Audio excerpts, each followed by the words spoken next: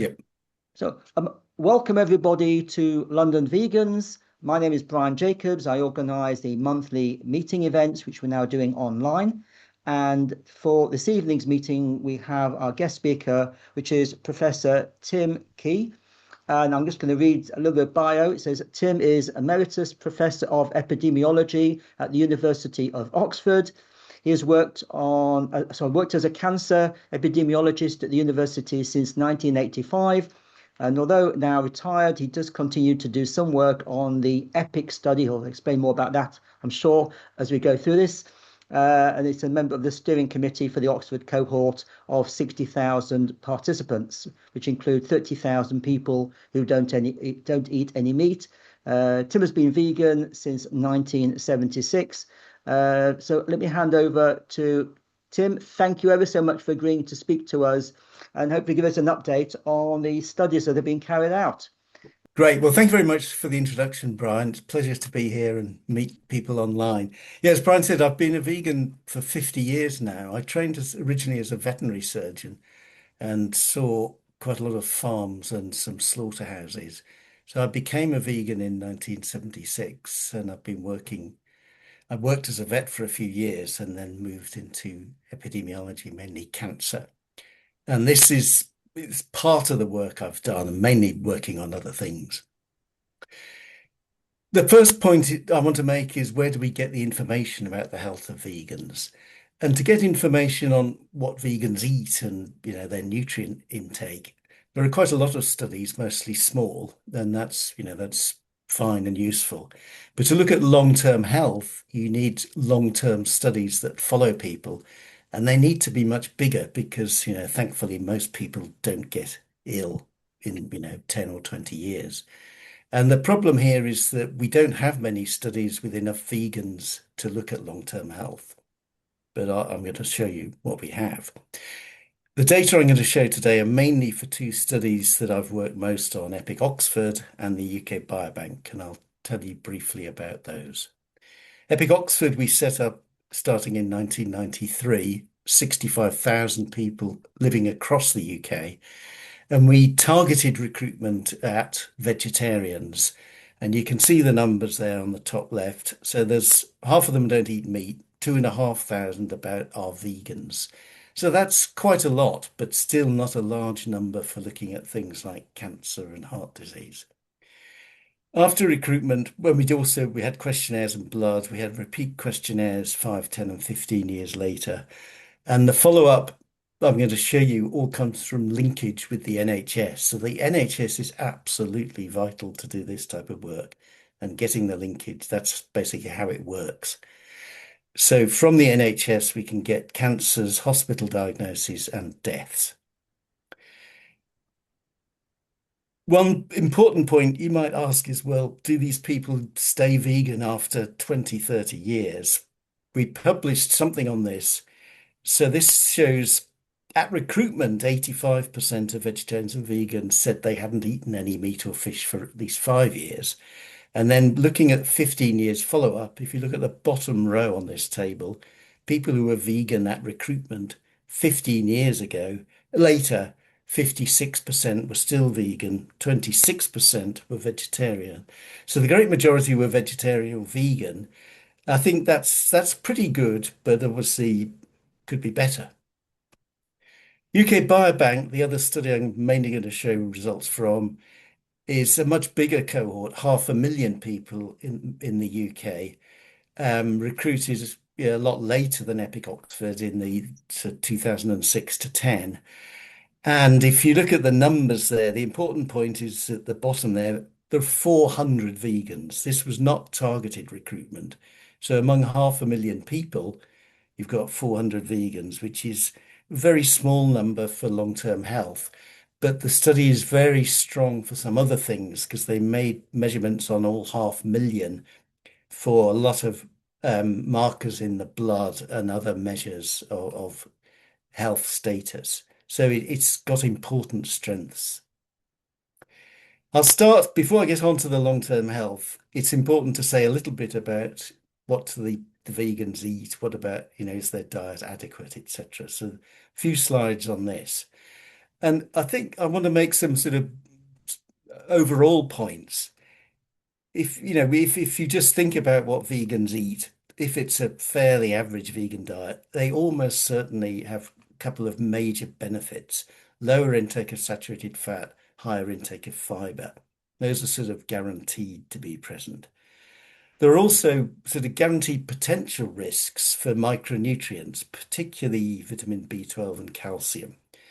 I assume the audience knows something about these, so I won't go into that, but I'll show you a little bit of data. And then there's things that are probably going to be different for vegan diets, but the impact on health is uncertain. So they have a lower intake of protein and essential amino acids, and a higher intake of some micronutrients and phytochemicals. So showing you a bit of detail on these important things, this slide summarizes results from Epic Oxford. This is the third follow-up, so some time into the study. And protein is the first one on the left, confirming lower protein intake in the vegans, but on average, they're well above the recommended intake from the government. In the middle, you've got saturated fat. Vegans in the brighter green, much lower in saturated fat than the other groups, and the only group that's well below the UK goal. So that's good. And then on the right, we got fiber, where again, as expected, vegans have the highest intake, and they're the only group that's well clear, well above the UK goal. So, to confirm what I've just said, saturated fat and fiber expected substantial differences, and this is what you see. Just a bit more on protein to show you these are three essential, well, two essential amino acids and a non-essential amino acid. And you can see lysine and methionine, which are, textbook things. It's well known that vegan diets would be expected to be low in these. And we looked in the blood of a sample in Epic Oxford, and we saw clearly lower levels in the blood of these two essential amino acids. So there's no doubt here that in this study, at least, they are lower. Whether that matters for good or bad, is still in the future, but definite differences. Calcium, as I said on the left, shows calcium clearly lower in vegans. And in fact, at the beginning of the study, the calcium intake in the vegans was even lower. So this is in the sort of 15-year follow-up. Probably intakes have gone up because of more fortification. And vitamin B12 is on the right here. You can see the vegan intake is much lower than the other groups and is on average below the requirement. But this is from food only, does not include supplements. So, a lot of vegans do take supplements, which, they have to get enough B12. And we confirmed in a subsample, this shows blood levels of vitamin B12 by time on diet. So the meat eaters are shown at the top left on this graph. And you can see the vegetarians are a lot lower and the vegans are much lower.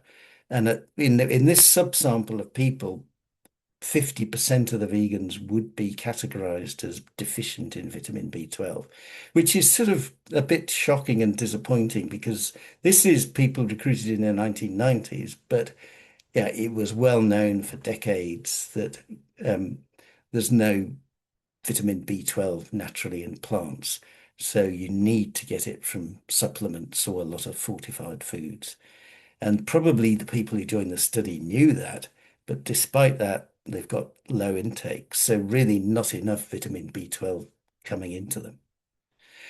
Vitamin D, again, this is blood levels of vitamin D. It's hard to estimate it from diet, but substantially lower in vegetarians and particularly in vegans than meat eaters. And then this is a long chain fatty acid, the sort of famous fatty acid found in fatty fish. And, intakes are basically not zero in vegans unless they take supplements. And what we found was blood levels are about 60% lower in vegans than meat eaters, probably because you can make some of this from plant fatty acids. So we think that's what's going on. They're making some because it doesn't keep going down according to how long they've been vegan. Um, but whether it's enough, I think we still don't know. Iron, is a very major um, nutritional deficiency throughout the world. Meat famously is rich in iron and particularly well-absorbed heme iron. Maybe not so widely known is that vegan diets tend to be sort of quite high in iron. These are data from UK Biobank showing dietary iron, and you can see the highest intake of dietary iron is in the vegans by quite a long way. But the question is, how well is that absorbed? Because it's bound in foods to some other compounds, and it's not very easily absorbed.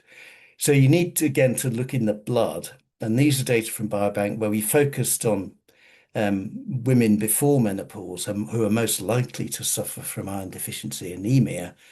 And we found, small differences. The vegan numbers were really small, as I mentioned. So this is although the study has 500,000 people, we're down to 76 vegan young women. And they're not significantly different in their risk of anemia compared to meat eaters, but that vertical bar on the vegans shows quite a lot of uncertainty. So, not too worrying, but I think more data is important. Right, moving on to other features of bodily health. Anthropometry means measurement of the body. So this is body mass index, an index of obesity. So on the left, women on the right, and it's plotted by age.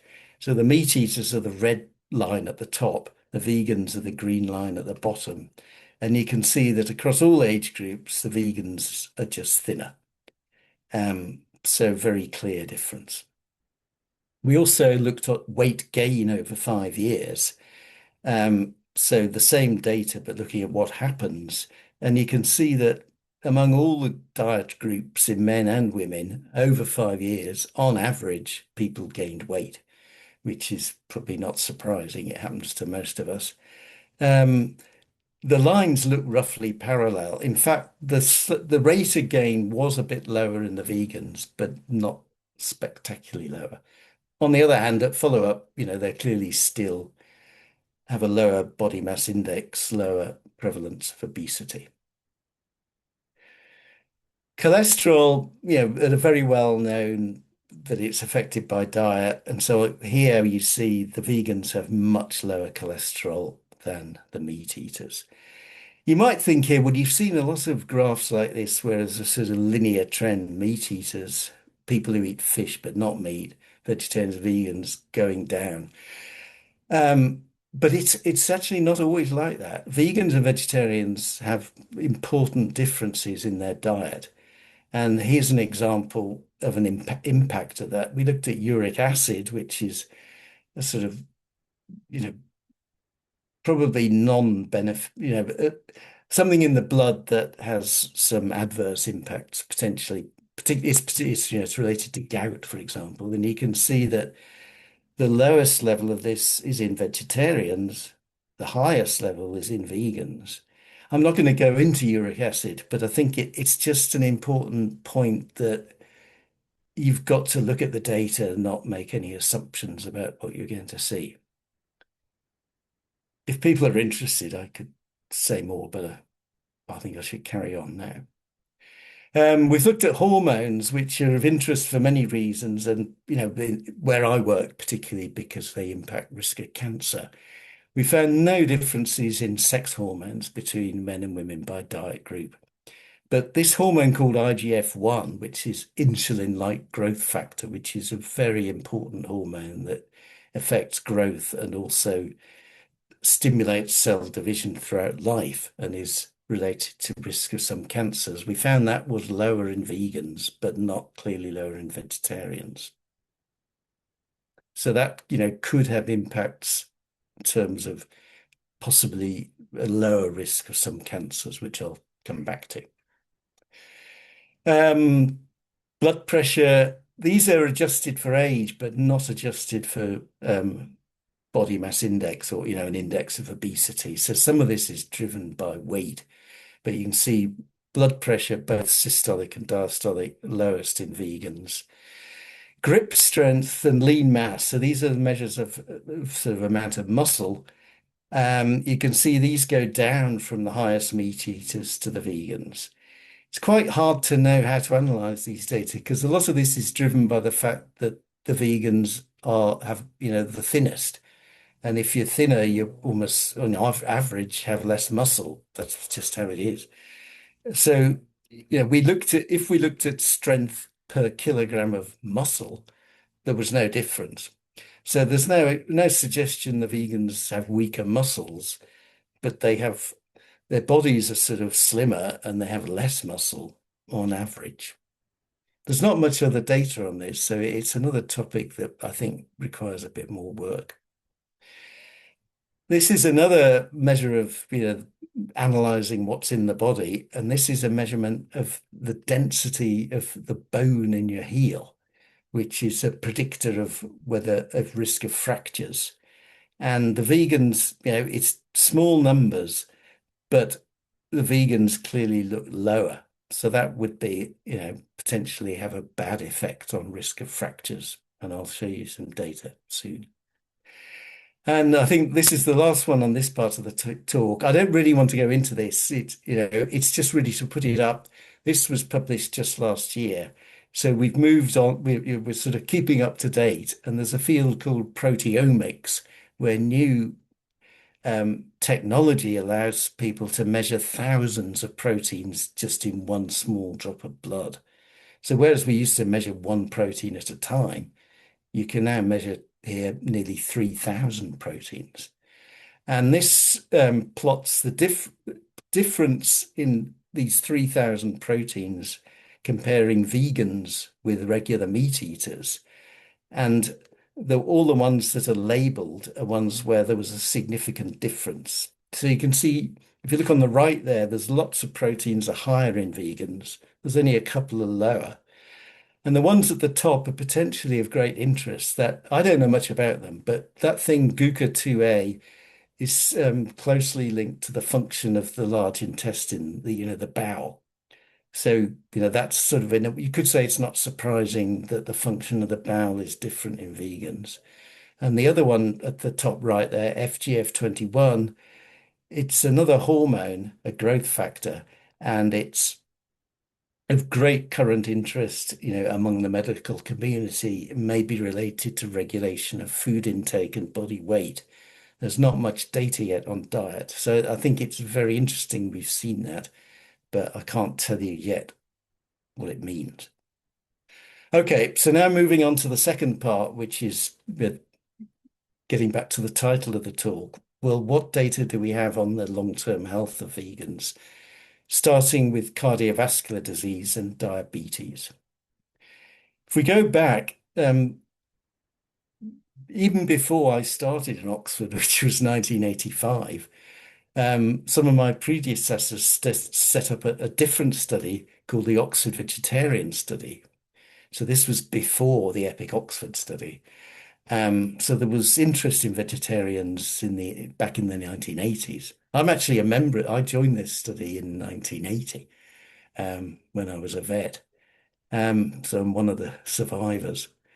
So this study, they did one of the biggest papers ever looking at diet group and cholesterol because of the importance of cholesterol for heart disease.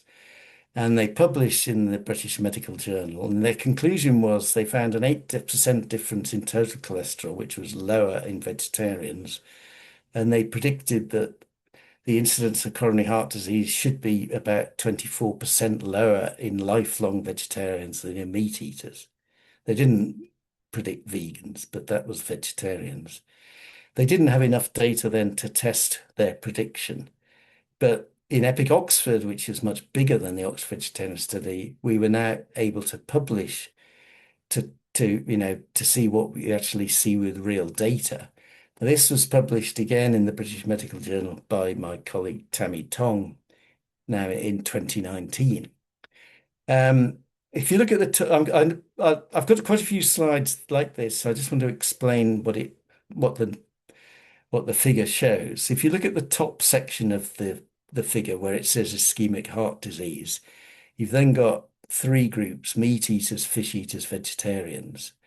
Then the next column is the number of cases we saw after 18 years. So, after we had 48,000 people in this analysis.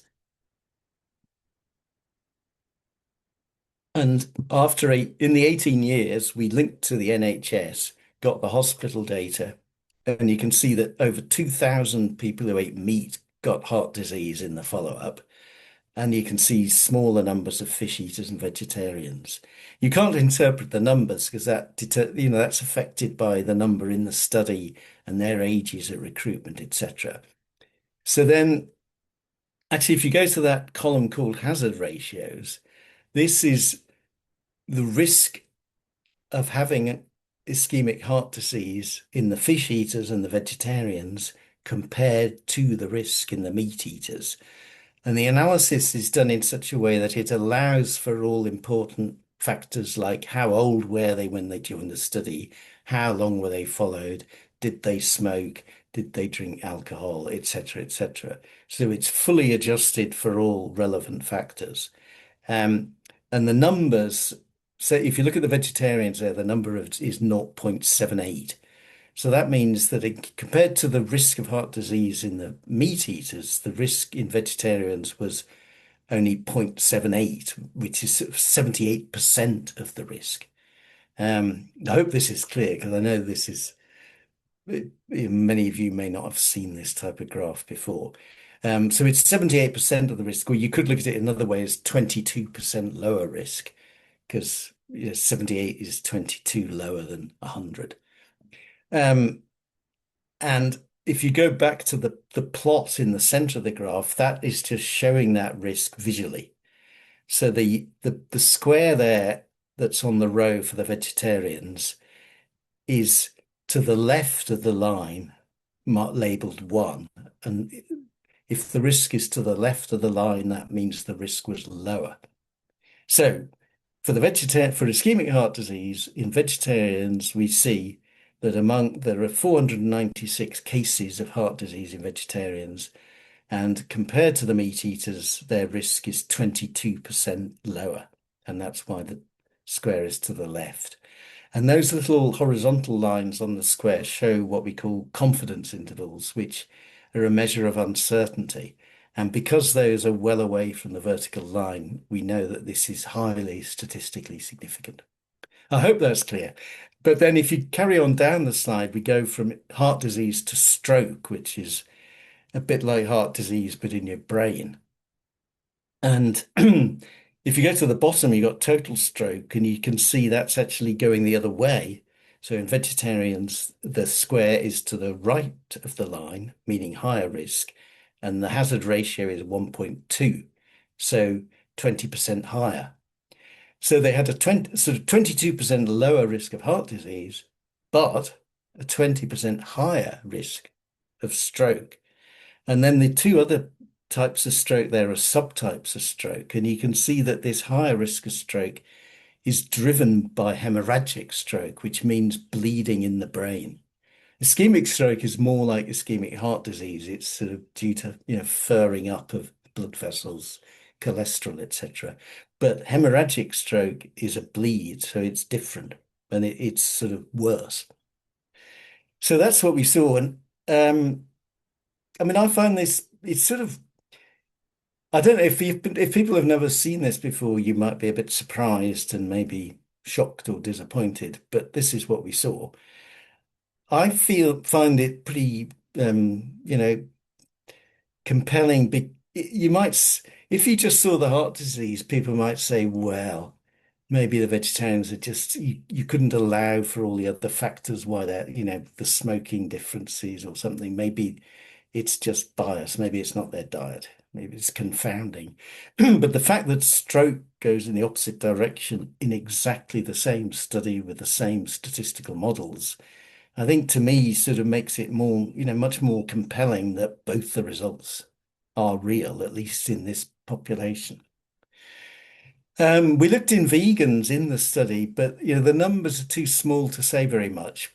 But if you look at the top half of this table for ischemic heart disease, there's a row there for vegans. There were only 67 cases and the risk was 0.82. So it was lower, but it's not quite statistically significant.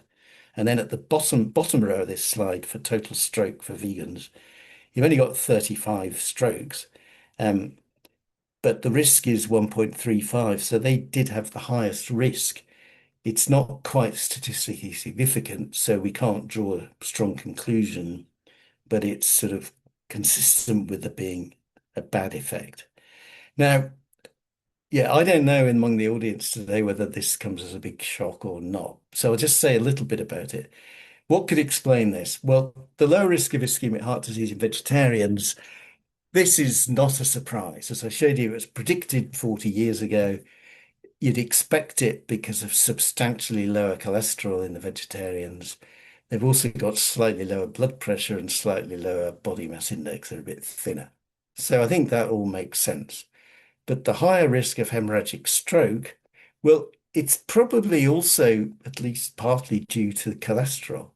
Um, yeah, this I don't think this is widely known, but there is quite compelling evidence that low cholesterol, LDL cholesterol is the sort of the bad cholesterol, that low LDL cholesterol increases the risk of hemorrhagic stroke. This has been seen quite often in studies just measuring cholesterol and looking at stroke.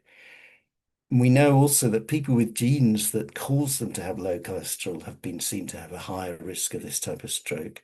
And statins, which lower cholesterol, increase the risk of this stroke. I mean, it's vastly outweighed by the benefit for heart disease, but that has been seen.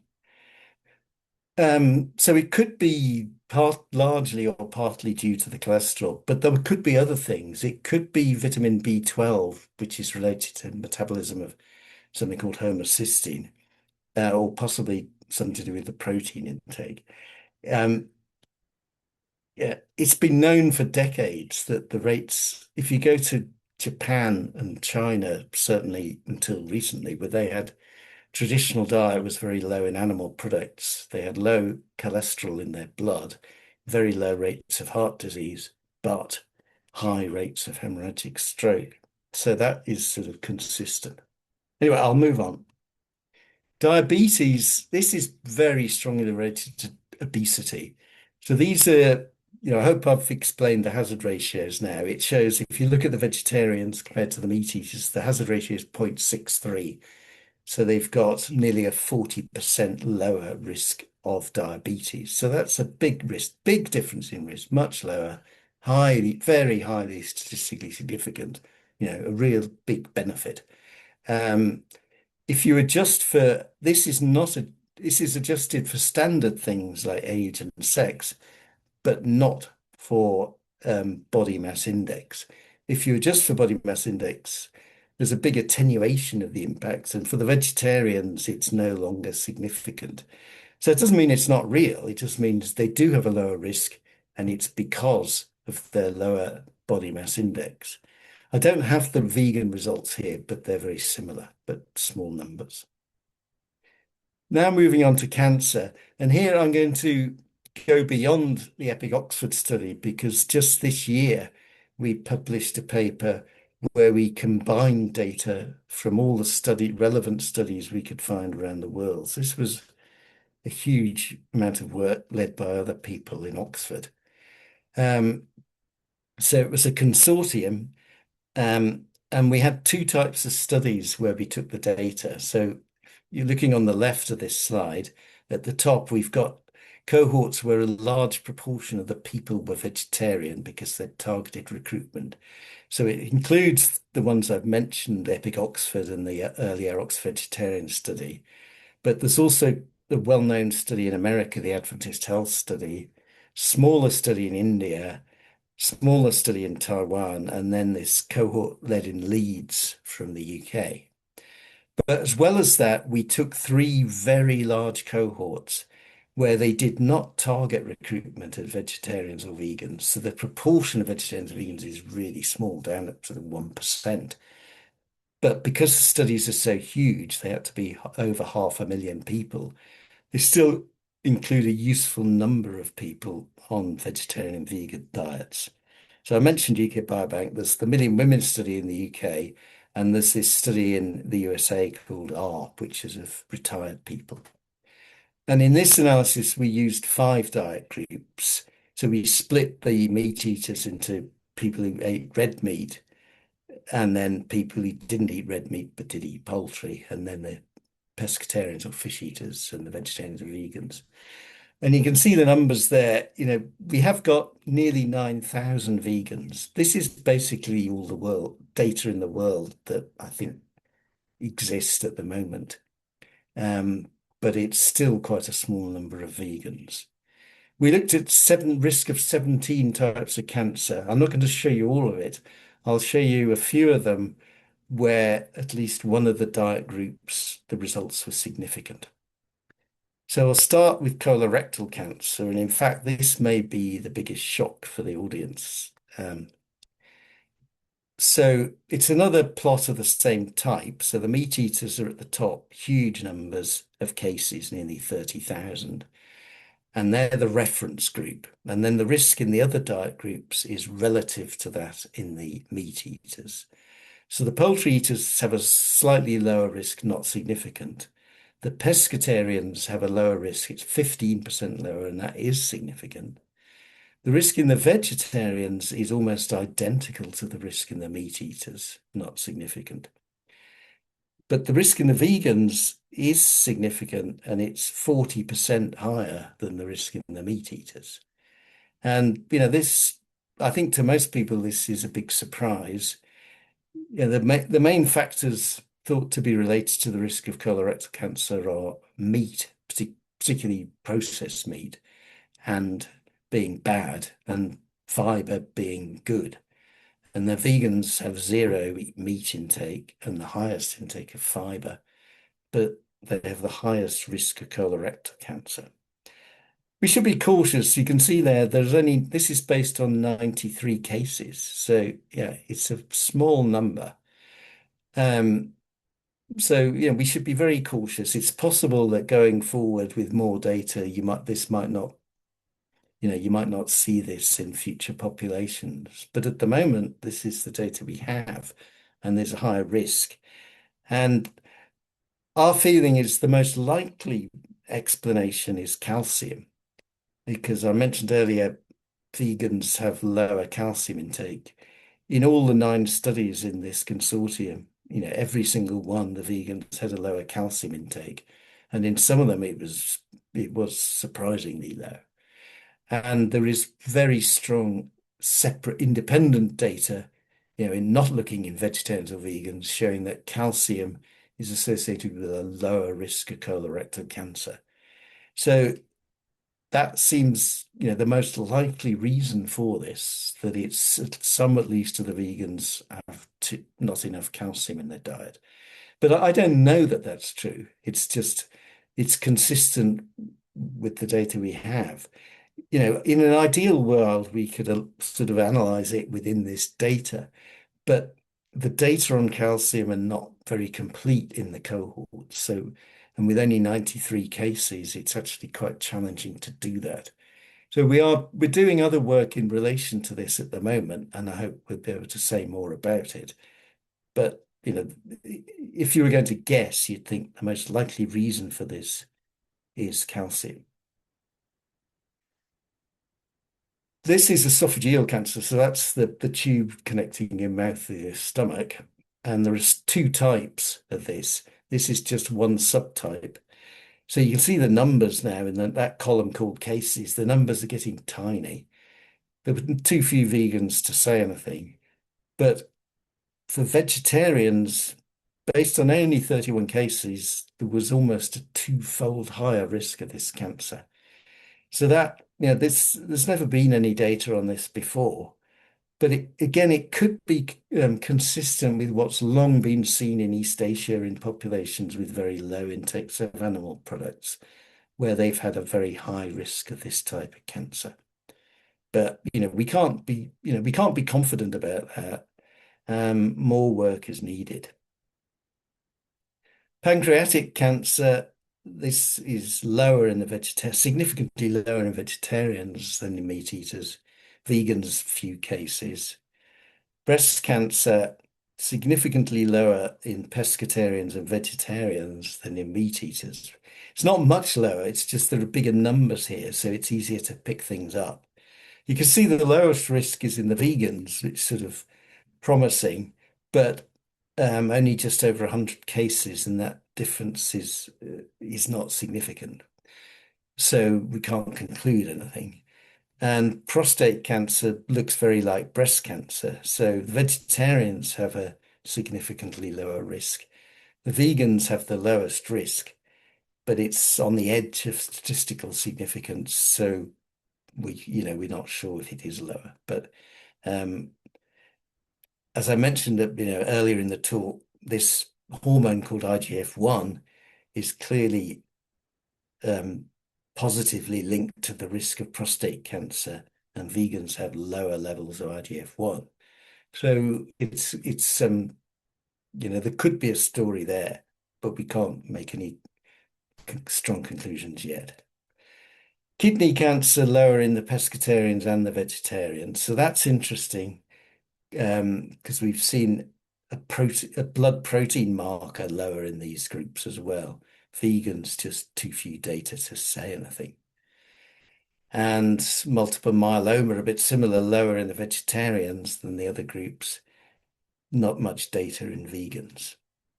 So to summarize that, well, you can read it there. So vegetarians lower risk of 5 cancers, but a higher risk of 1. Pescatarians low risk of 3. Vegans higher risk of colorectal.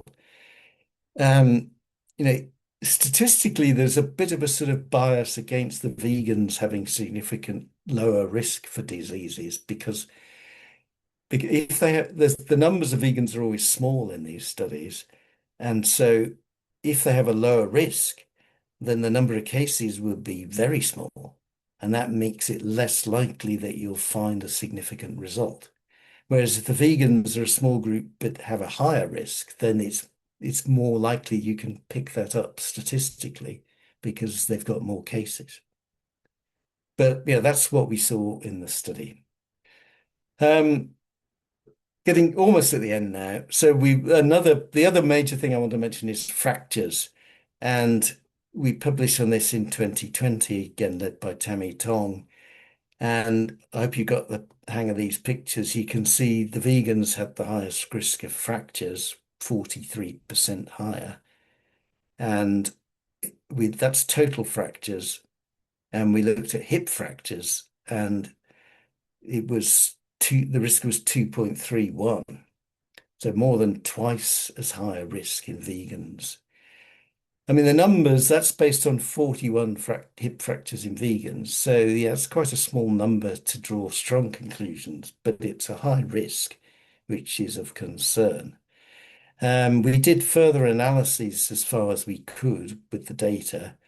Adjusting for calcium and protein slightly attenuated that, sort of reduced it a bit.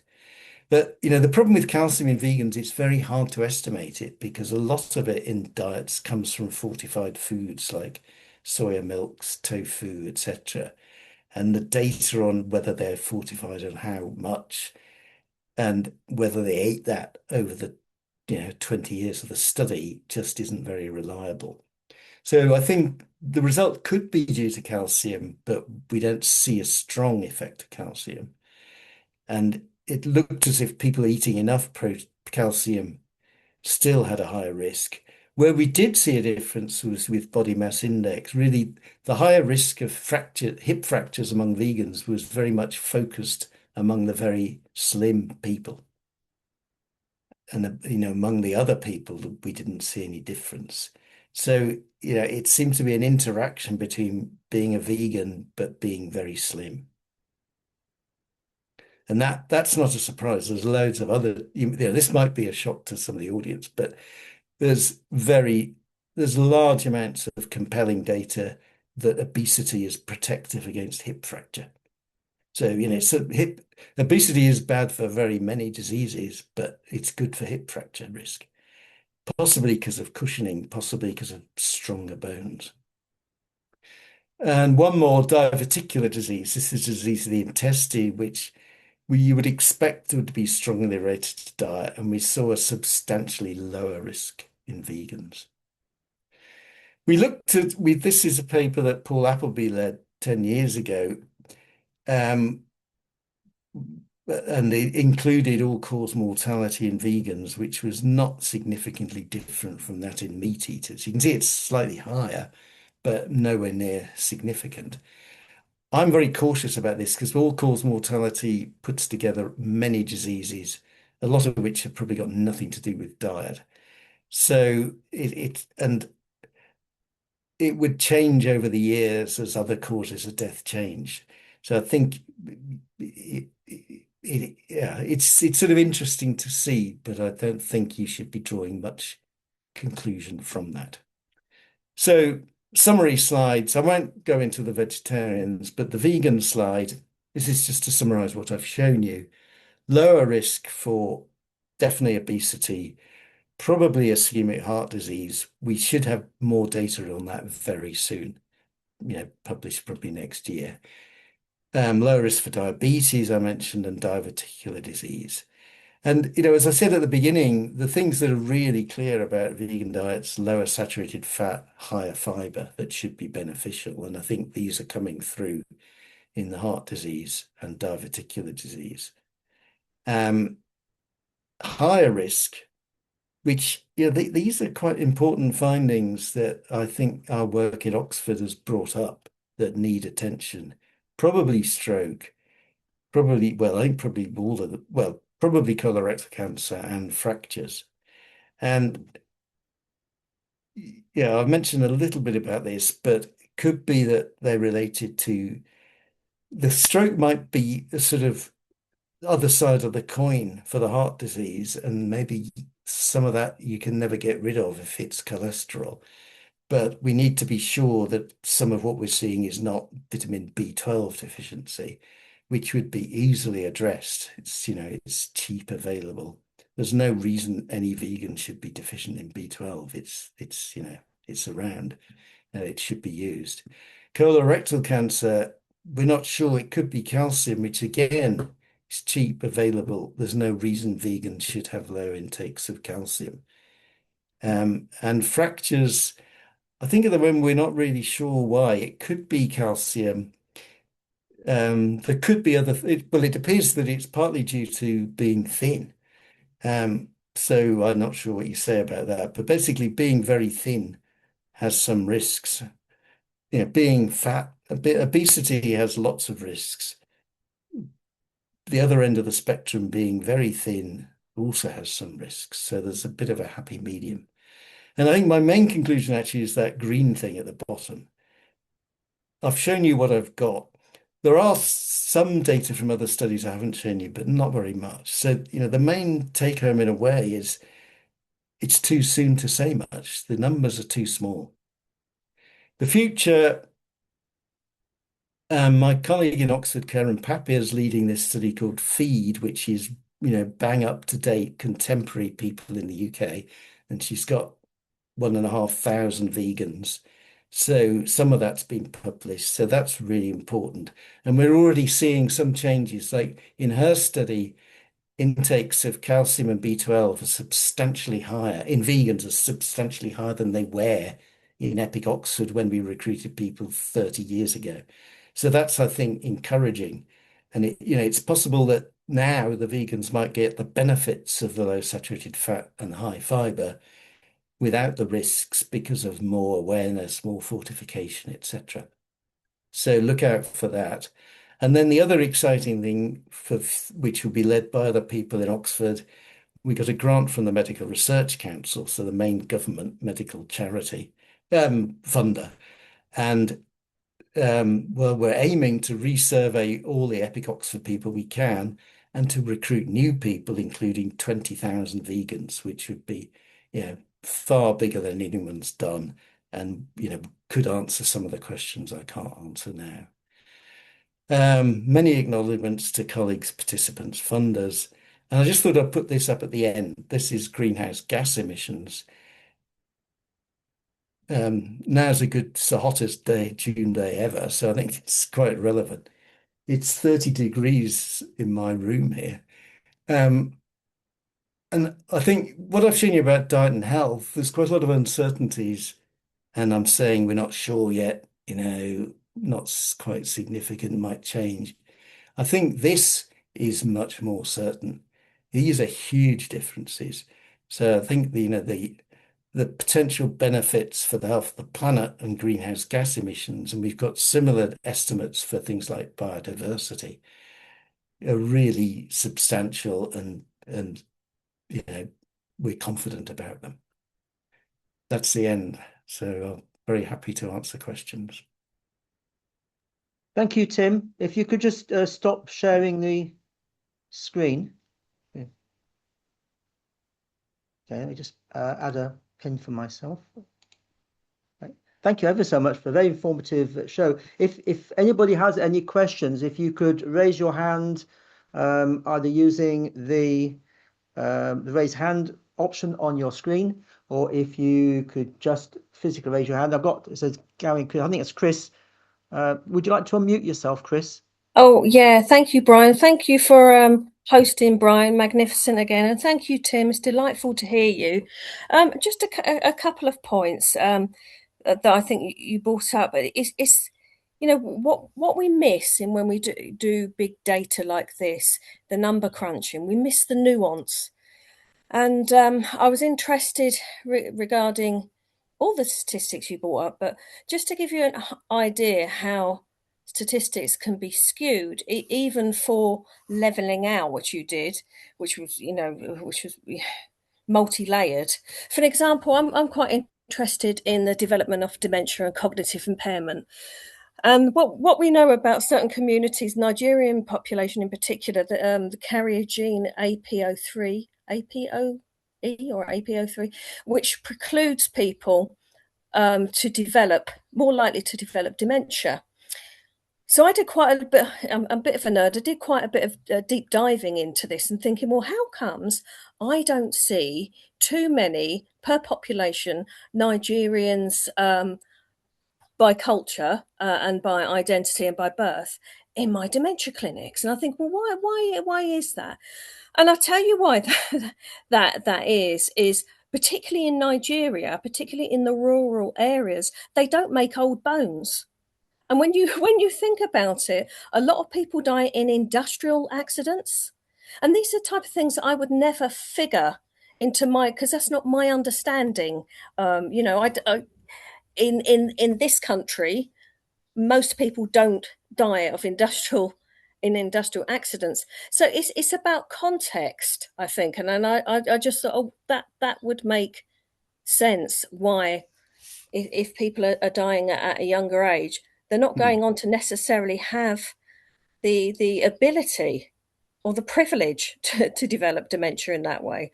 So Hmm. context is really important, and particularly what you were saying about the development of some cancers are more prevalent in vegans. Now, I wonder if there Well, could only be only some. one. So Yes, yeah. yes, absolutely. Now, I wonder if there could be some, and calcium, what you were saying about calcium, absolutely fascinating. I hadn't thought of that. But what I did think about is the personalities, perhaps, and the values and beliefs of vegans. It could be argued, and it definitely needs evidence, that quite often vegans may be less likely to use traditional medicines. There could be an argument for that. They tend to be more explorative by nature. And I wonder if that's a factor. So they develop these diseases, but actually Sorry, Chris, can seek. I just ask you to make it concise because I've got somebody else waiting for a question, please. Oh, sorry. So Thank they you. actually seek support later, was my Hmm. point. Thank you. Thanks, Okay. Chris. Can I comment very briefly on that second point that we have published looking at the use of government, NHS screening services by diet group. And I can't remember the exacties, but basically the vegetarians and I think the vegans did use some of the screening services a bit less, than age-matched meat eaters. So that agrees with what the person just said, and that could have some impact. It's quite hard to study these things. Okay, thanks. I've got Nira. Would you like to unmute, please? Thank you, Brian. Yes. Hello, Tim. Yes, very interesting and fascinating presentation. What I am interested in is when you said diabetes was lower in vegetarians. Now, I am of Indian origin, although I was born and bred in Africa. Uh, a lot of Indian people are vegetarians, especially of Hindu, Sikh, and Jain background. And yet they have, in this country now, they have a high rate of diabetes. So that really is contradicting Okay. what you put up. So Yeah. I'm intrigued. Yeah. That's a really important point. Yeah, I couldn't cover everything in this talk, and Sure. we've looked a bit as much as you can in the data we get Mm. about differences by ethnic group. For example, in the UK Biobank, we have the data, and there's a reasonably large number of South Asian people who are vegetarian, as exactly as you've said. And we've seen some, yeah, the patterns are not always the same. If we compare vegetarians among white people and vegetarians among South Asian people, all living in the UK, the patterns are not all the same. Um, I think that the diabetes question is a really major point, and it's the rates of diabetes in South Asian people are very high in this country compared to white people. And as you said, it's despite some of them, a lot of them being vegetarian. I think it's very complicated. The analyses I've shown you, they're either restricted to one ethnic group or they adjust for ethnic group, which should um, stop that difference impacting on the results. But I think I should have probably made it more clear I think next time I show that, I'll make it clear about the diabetes that that's basically a result for majority white ethnicity British people. We wouldn't have enough data yet to look directly at diabetes. So we know that there's a difference in white people. We don't know about South Asians, but what we have seen actually among South Asian data we've got, I mean, in the Cancer Consortium, we had data in India, not just data from the UK. And if I'm remembering right, we didn't see any difference in body mass index between vegetarians and meat eaters in living in India. So that, the vegetarians were not thinner. Whereas I think every study I know of in white people in Europe or the USA, the vegetarians and vegans are always thinner than the meat eaters, but that's not the case in India. And that you would expect that to impact on risk of diabetes, because as I said, I think most of what we're seeing in the white people is driven by obesity. Anyway, I don't want to go on too much, but I think you've raised an important topic. And I think, well, the slide I showed, I said vegetarians have a lower risk because they're thinner. So if the Asian vegetarians are not thinner, you wouldn't expect a lower risk on that basis. Okay. But I think there may be other things to do with long-term lifestyle, possibly genetics, etc. It's a big story. Okay. Thanks for the Thank question.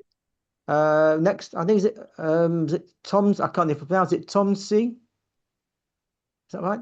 If you could unmute, please. Sorry, it's Agnes. Oh, Yeah, Agnes, sorry. yeah, it's just displaying the surname. Okay. Yeah, I was just wondering, I'm especially interested in the cardiovascular diseases part of your presentation and the colorectal cancer. So on the hazard ratio you presented, the one for stroke were actually not statistically significant, were they? And the sample size In the for vegans, you mean? yes, in the Yeah, in the vegans. vegans, it was Yeah. not significant, but it was a higher, it was 1.35, I think. Yeah. Yeah, like But we should 1.2 have for more the data fairly soon. So, but yeah, yeah, you're right. was that analysis like excellent? You mentioned that I'm sorry, the I couldn't hear everything you said just then.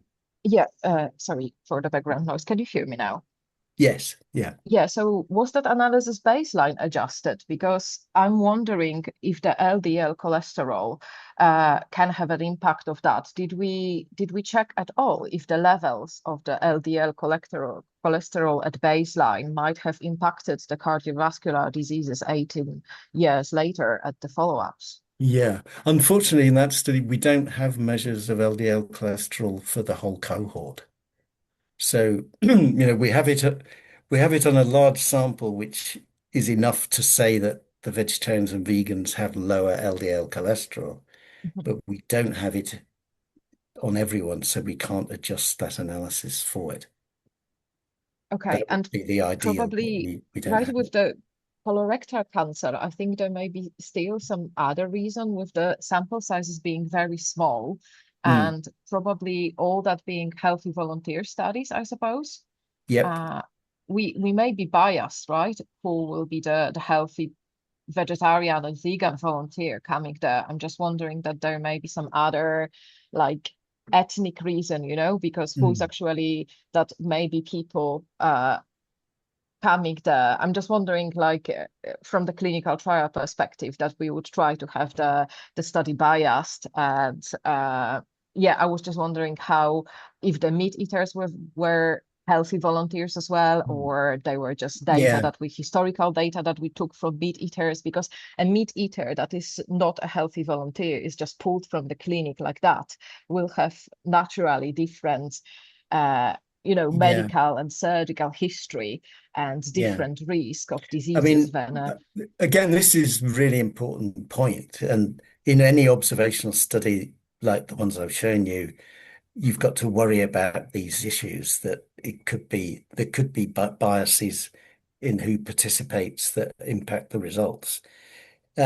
The situation varies between the studies. In Epic Oxford, which I know best, we recruited the people in the same way.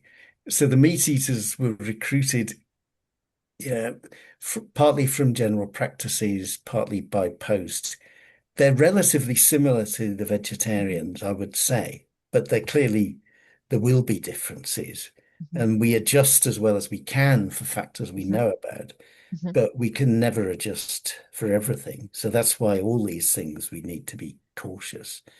I mean, there's a sort of bias people refer to as reverse causation, where, yeah, it could be that people don't eat meat because it upsets them. And so you could postulate that maybe the vegans, some of the vegans, maybe they've always had a delicate digestion, which ends up showing up as colorectal cancer, and that's why they gave up eating meat, etc., when they were younger.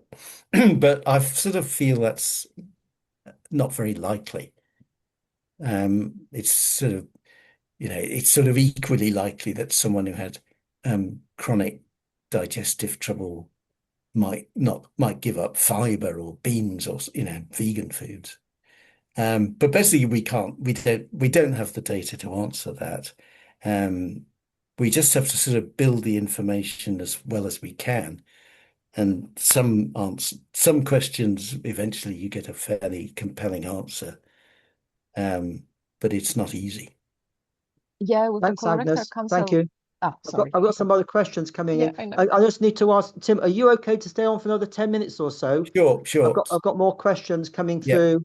So I'd yeah. like to give everybody a chance if so I've got Martin is next. Hi Martin. Hi there. Thank you, Tim, for a very interesting talk. I just wanted to ask about fractures. As someone who's had a number of fractures myself, and is this a definite link to osteoporosis?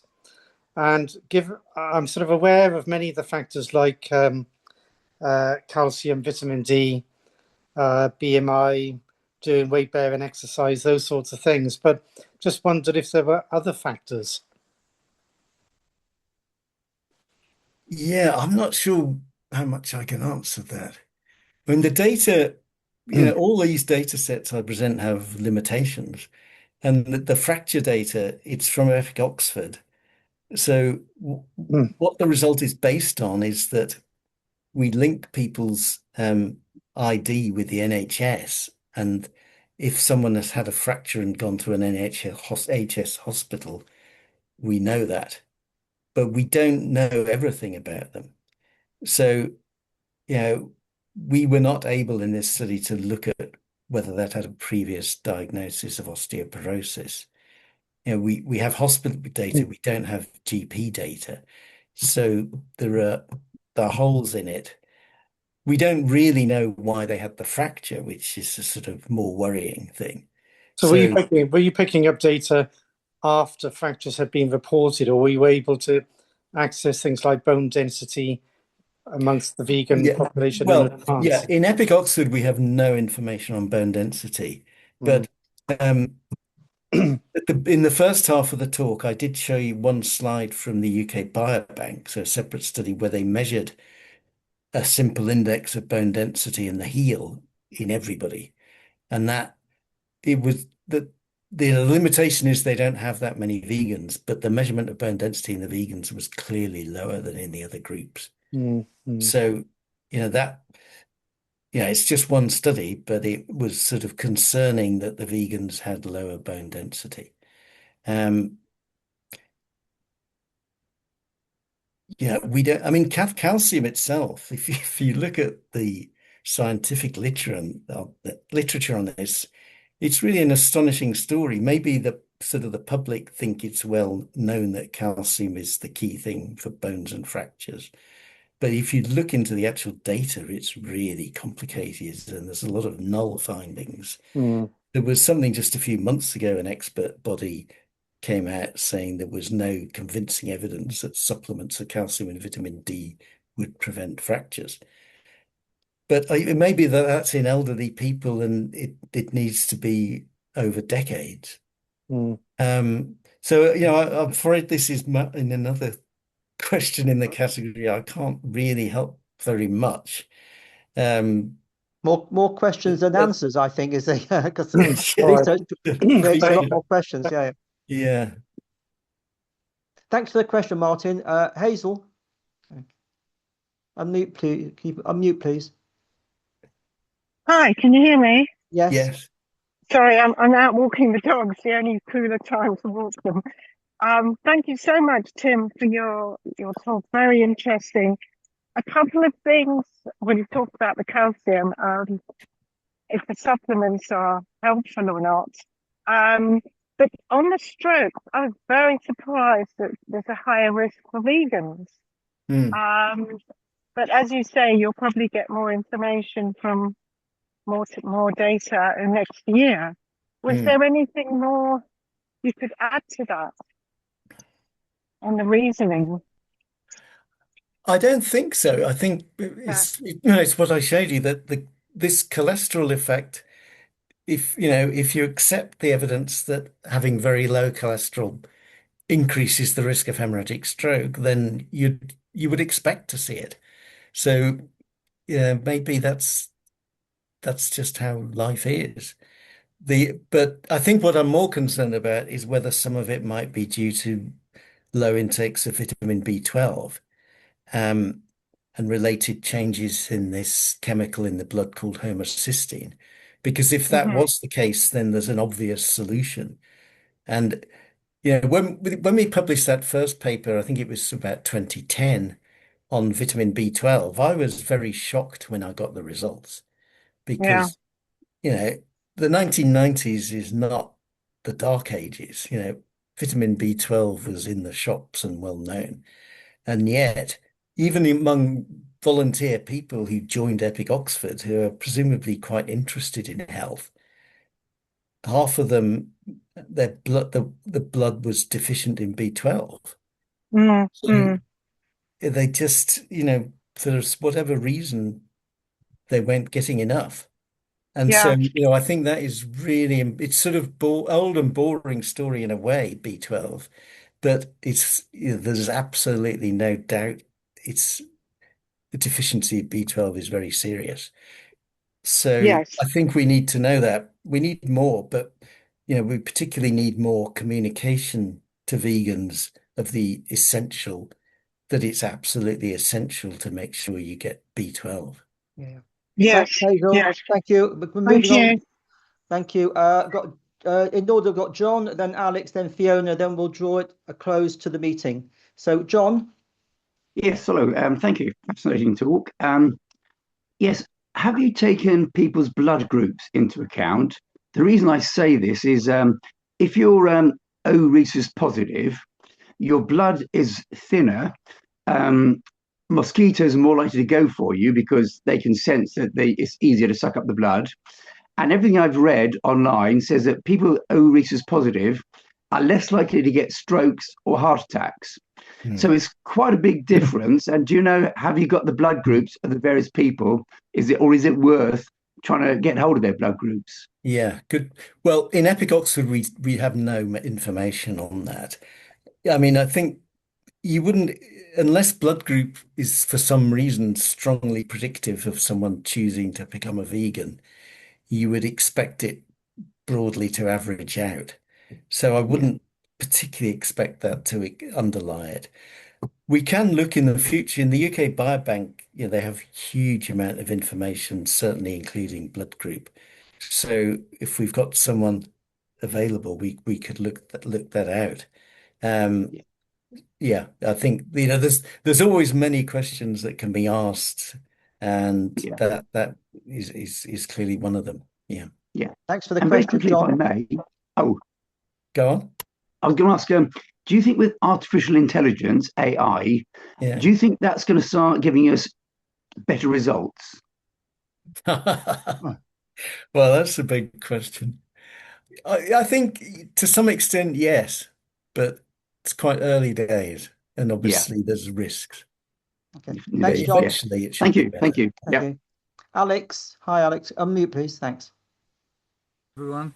Okay, I've just come back from the GP after several hospital visits in the last 3 years, and I've just collected my first prescription for statins and anticoagulants, which, as a whole food vegan for the last 35 years, is a bit of a surprise.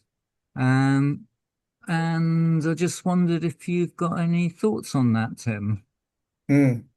Well, I mean, I've never worked on statins, but excuse me, where I work in the department in Oxford, it's the sort of world centre for research on statins trials. So there's absolutely no doubt that statins have a massive public health benefit Mm. for heart disease. And I don't know your personal history, but the feeling is it doesn't particularly matter how high your cholesterol is to start with. Mm. If you take a statin, it'll bring it down, and that your risk will go down. So, for most people, so it's obviously with vegans, it's harder to answer. We don't have direct data. There are not statin trial data on vegans, but in the general population, there are, there's huge amounts of solid data, and it, quantitates the benefits and risks of statins, and there's very big, clear benefits and tiny risks. So I think I wouldn't be worried about taking them. And whether as a vegan, it's surprising you're on them, not particularly, because I don't know, they have an algorithm for when and it's strongly related to age, actually. So I've looked at, basically, if you're a man and get older, you're almost certain to cross the threshold at which a GP will suggest giving you a statin because it'll just lower your risk. And even if you're a vegan with low cholesterol, the other things, particularly age, will pull up your risk.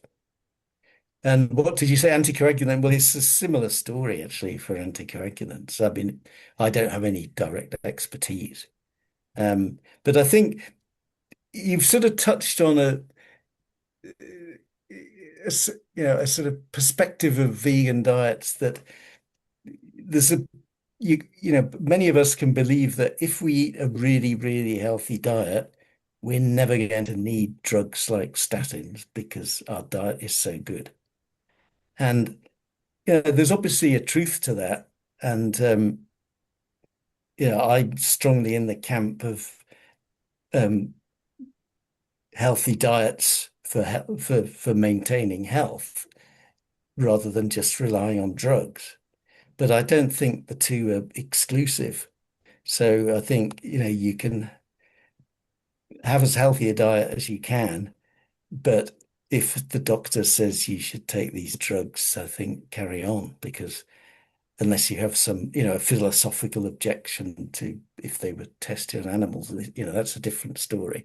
But in terms of the sort of, does a healthy diet mean you never need to take drugs like statins? I don't think that's, it should greatly reduce the use of statins, but I don't think I'm getting tired up now, but I just think we should all be open-minded that, biology in life, it's just how it is. And if the doctor says take this drug, then probably you should take it. Thanks for the question, Alex. Fiona, last question from the participants. Unmute, please. Bottom left if you're on a computer or laptop. Otherwise, there we are. Yes, hello. Thank you very much, Tim, for your talk. I just have a quick question about urea, RUEA, a waste product of protein metabolism. I have yearly blood tests from the hospital or my GP, and the result consistently comes out abnormal. Yeah. Do you mean high? No, too Or low. Too low? Yes. I don't think I know enough about that, actually. Yeah. Okay. I don't want to give you advice. I don't know. Okay. Okay. Thanks for the question. Is it urea, did you say? Urea, yes, urea. I'm just not sure, is it because I'm not eating enough protein, or is it usual to have an abnormal low result as a vegan? Yeah. I think I showed you that slide on uric acid, which is, I'm not quite sure the relationship of that the urea, and we found that was higher in vegans than and clearly higher in vegetarians. Yeah, I'm sorry. I think that's something I just can't answer. Thank you. Thank you. We're coming towards the end of I wanted to ask a question. I've got various questions I've got on here. The one thing that occurred to me, and it may or may not be relevant, was that, I've been vegan almost 40 years, and in those days, and if you've been vegan for 50 years, a lot more natural, healthy foods then. When we went out to shops and restaurants and cafes, there were no vegan cakes. Nowadays, you can eat so much vegan junk food, and I didn't know whether, and you may not know the answer, but whether the advent of vegan junk food and highly processed food, of which there's been a lot of publicity in the last few years, may have had some impact on some of those results, or maybe it will come out in the next set of studies. But you don't need to give an answer, but I'm just throwing that out there because it may or may not make a difference to the health of vegans moving forward. Yeah, I think you're right. Basically, we need more information. We need a lot more data. Yeah. I think if I can have a final comment. Yeah, sure, please. If anyone on the call or their friends and relatives, please think about joining any future studies, because if we want more data on vegans, we need people. It's absolutely critical. And who will they contact for that? Well, I think at the moment you can't. I'm not saying you can't write in and join a study, but my last but one slide, I think, said we're going to be launching later in the year or next year a new phase of Epic Oxford and looking for new people. And so the people, I'm not running this, but it's younger people, and there'll be advertising and contacts. So you I can't would be write in interested. now, but if you see something, get an email, see a website, whatever, then it's up to you, but it would be great if people join. Yeah.